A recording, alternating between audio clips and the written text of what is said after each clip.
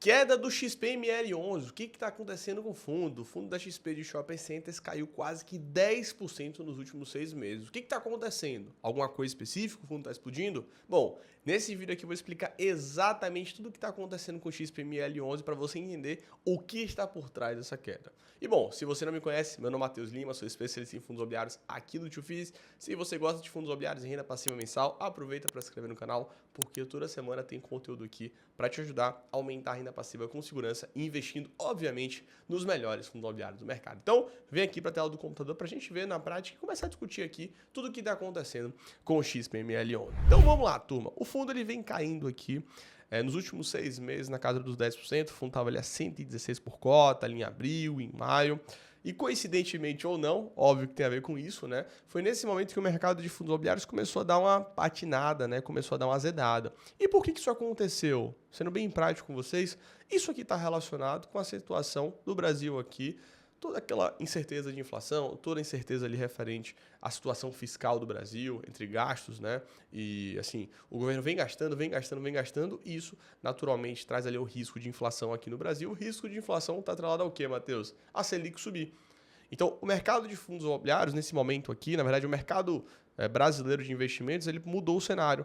A expectativa era, aqui nesse momento, até o início do ano, tá? Da Selic chegar no final do ano, no final de 2024, em 9%. Só que aqui em maio, as mudanças começaram a mudar. A Selic ela começou a ter uma expectativa de ficar ali, manter-se nesse patamar de 10,5%. E aí, por conta disso, o mercado deu uma azedada, deu uma piorada. Logo depois, o mercado até melhorou um pouco. Só que aí teve um problema ainda pior, que foi ali entre setembro, né? Vai lá para setembro. Por quê?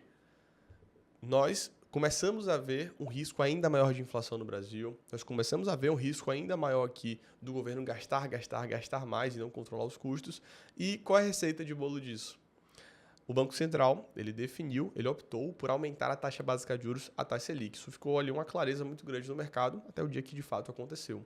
E quando nós temos um cenário como esse, né, uma mudança muito grande de cenário, isso traz volatilidade ali para os fundos imobiliários e, consequentemente, principalmente, né, para os fundos imobiliários de tijolo, tá? Porque os fundos de tijolo, eles têm uma correlação muito relevante ali com a taxa básica de juros, a taxa Selic. Se a Selic cai, o fundo imobiliário de tijolo, ele acaba se beneficiando, que é um ativo real, um imóvel.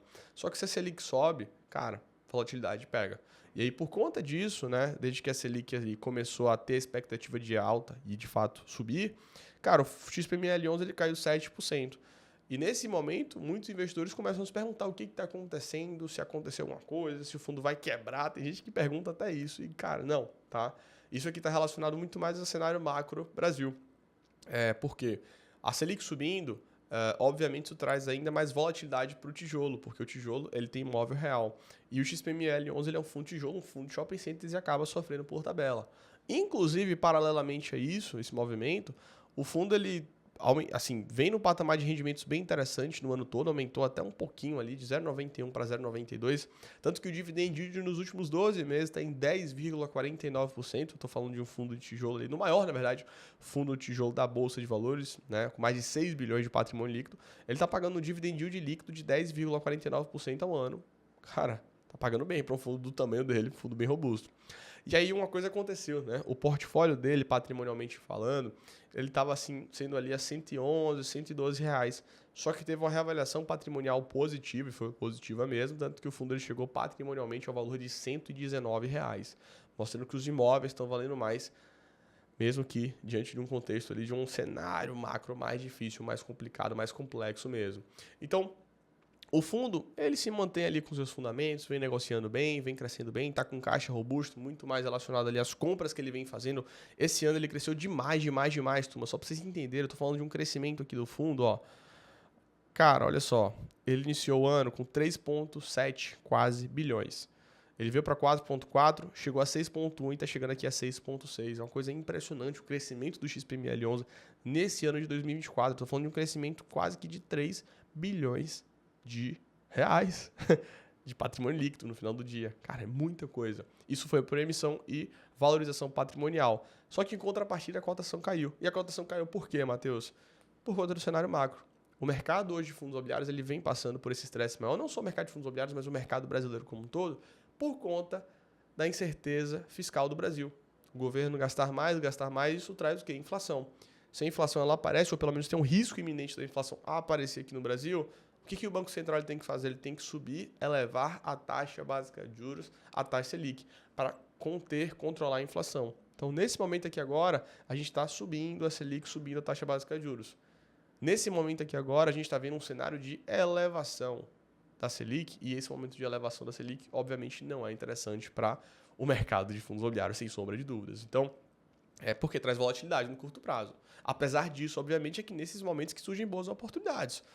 Você começa a observar fundos imobiliários de tijolo ali pagando seus 10, 11% de dividend yield isento de imposto de renda e com potencial de valorização quando o mercado dá uma melhorada. A gente começa a observar fundos imobiliários de papel pagando 11, 12, 13, 14%, 15% de dividend yield isento de imposto de renda. Então, para aquele comprador, para aquele colecionador de cotas de fundos imobiliários, a gente está em um momento bom, um momento interessante, um momento de fato ali bom para aquele comprador de renda passiva mensal.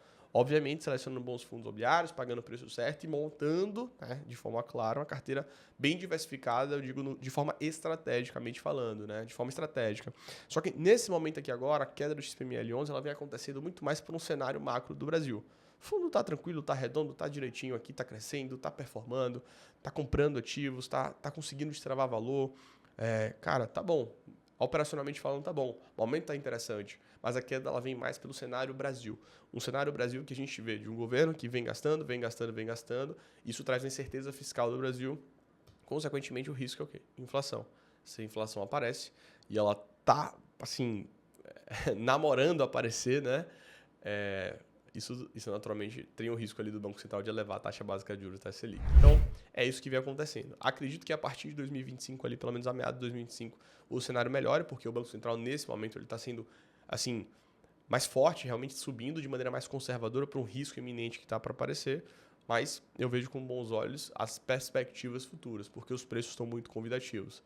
A gente está vendo preços bem convidativos no mercado de fundos imobiliários. Eu por aqui sigo aproveitando e comprando. E você? Está comprando cotas de fundos imobiliários? Está aproveitando esse momento? Deixa aqui nos comentários. Quero saber sua opinião e o que você está achando do XPML diante desse contexto, desse cenário. E bom, se você gosta de fundos imobiliários e renda passiva mensal, aproveita para se inscrever aqui no canal. Um forte abraço e até o próximo vídeo.